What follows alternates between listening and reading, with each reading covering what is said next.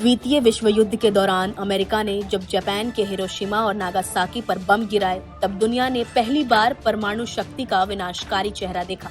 लाखों लोग मारे गए और मानवता एक नए दौर में प्रवेश कर गई, परमाणु युग में। आज भले ही परमाणु परीक्षणों की खबरें कम सुनाई देती हैं, लेकिन सवाल यह है कि आखिरी बार परमाणु परीक्षण कब हुआ था? अब ये परीक्षण रुक क्यों गए?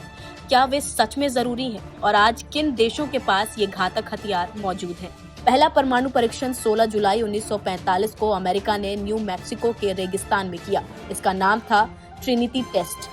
ये वो प्रोजेक्ट था जिसने आगे चलकर हिरोशिमा और नागासाकी पर बम गिराने की राह बनाई। इसके बाद शीत युद्ध के दौरान अमेरिका और सोवियत संघ के बीच परमाणु प्रतिस्पर्धा तेज हो गई। 1945 से 1996 तक दुनिया में 2000 से ज्यादा परमाणु परीक्षण हुए। अमेरिका में 1032, सोवियत संघ में 715, फ्रांस में 210, ब्रिटेन में 45 और चीन में 45। 1996 में जब व्यापक परमाणु परीक्षण प्रतिबंध संधि यानी CTBT बनी, तब तक अधिकांश देश भूमिगत परीक्षणों की ओर बढ़ चुके थे। CTBT के बाद केवल 10 परीक्षण हुए। भारत में 2 और पाकिस्तान ने 1998 में 2 परीक्षण किए। उत्तर कोरिया ने 6 बार, 2006, 2009, 2013, 2016 में 2 बार और 2017 में परीक्षण किए। अमेरिका का आखिरी परीक्षण 1992 में हुआ था। सोवियत संघ का 1990 में हुआ और चीन और फ्रांस का 1996 में हुआ था। अब ऐसे में सवाल है कि आखिर ये परीक्षण बंद क्यों हुए? तो चलिए आपको बताते हैं।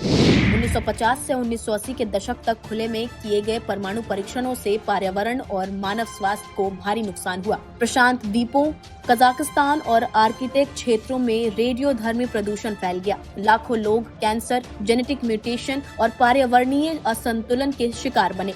इसी वजह से 1963 में अमेरिका, ब्रिटेन और सोवियत संघ ने आंशिक परीक्षण प्रतिबंध संधि यानी PTBT पर हस्ताक्षर किया, जिसने हवा, पानी और अंतरिक्ष में परीक्षणों पर रोक लगा दी। 1991 में सोवियत संघ के टूटने के बाद तनाव घटा और देशों ने एक तरफा टेस्ट मोरेटोरियम घोषित किया।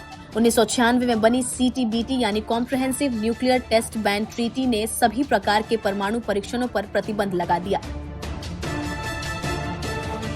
हालांकि ये संधि अब तक लागू नहीं हो पाई है, क्योंकि अमेरिका, चीन, भारत, पाकिस्तान और उत्तर कोरिया जैसे प्रमुख देशों ने इसे अनुमोदित नहीं किया। 2023 में रूस के राष्ट्रपति व्लादिमीर पुतिन ने घोषणा की कि रूस अब तक CTBT से औपचारिक रूप से हट रहा है, जिससे उसकी स्थिति अमेरिका जैसी हो गई है, जिसने इस पर कभी अनुमोदन नहीं किया था। अब ऐसे में क्या आपको पता है कि परीक्षण क्यों जरूरी माने जाते हैं? तो परमाणु परीक्षणों के 2 बड़े उद्देश्य होते हैं। पहला, तकनीकी कारण, नए हथियारों की शक्ति और सटीकता की जांच के लिए, पुराने हथियारों की कार्य क्षमता का मूल्यांकन करने के लिए, हाइड्रोजन बम जैसे जटिल हथियारों की फिशन फ्यूजन प्रक्रिया की टेस्टिंग के लिए, और दूसरा, राजनीतिक कारणों के लिए, शक्ति प्रदर्शन, विरोधियों को स्ट्रैटेजिक मैसेज भेजना। 2020 में वाशिंगटन पोस्ट की एक रिपोर्ट के मुताबिक ट्रंप प्रशासन ने परमाणु परीक्षण फिर से शुरू करने पर विचार किया था, ताकि रूस और चीन को रणनीतिक चेतावनी दी जा सके। पुतिन ने भी कहा था कि अगर अमेरिका परीक्षण शुरू करता है तो रूस भी जवाब देगा। आज 2025 में दुनिया भर में कुल लगभग 12,241 परमाणु हथियार मौजूद हैं, जो 9 देशों के पास है। रूस के पास सबसे अधिक 5,459 हथियार हैं, जिसमें ICBM आधारित शक्तिशाली स्टॉक पाइल शामिल है। अमेरिका के पास 5,177 हथियार हैं, जो जमीन, समुद्र और हवा आधारित ट्रायड सिस्टम पर निर्भर है।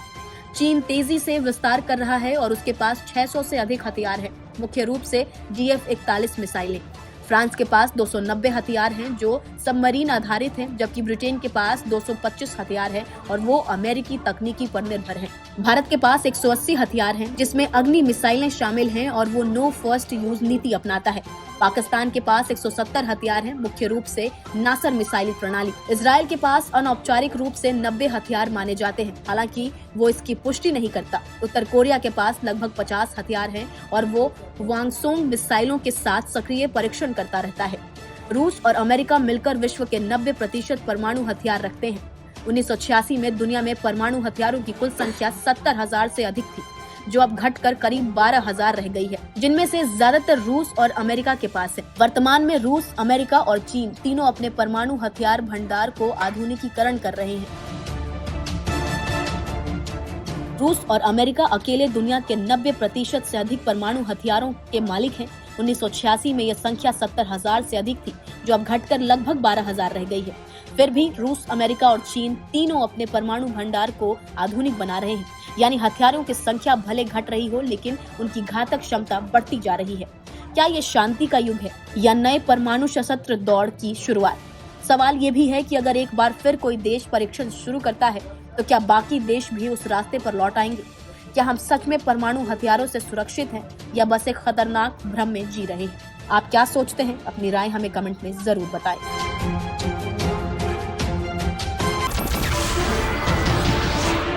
नमस्कार, मैं हूं मानक गुप्ता। अगर आपको हमारा ये वीडियो पसंद आया हो तो इसे लाइक और शेयर जरूर करें, और हाँ, हमें सब्सक्राइब और फॉलो करना ना भूलें, ताकि आप देश और दुनिया की कोई खबर मिस ना करें। तो जुड़े रहिए हमारे साथ और देखते रहिए News 24।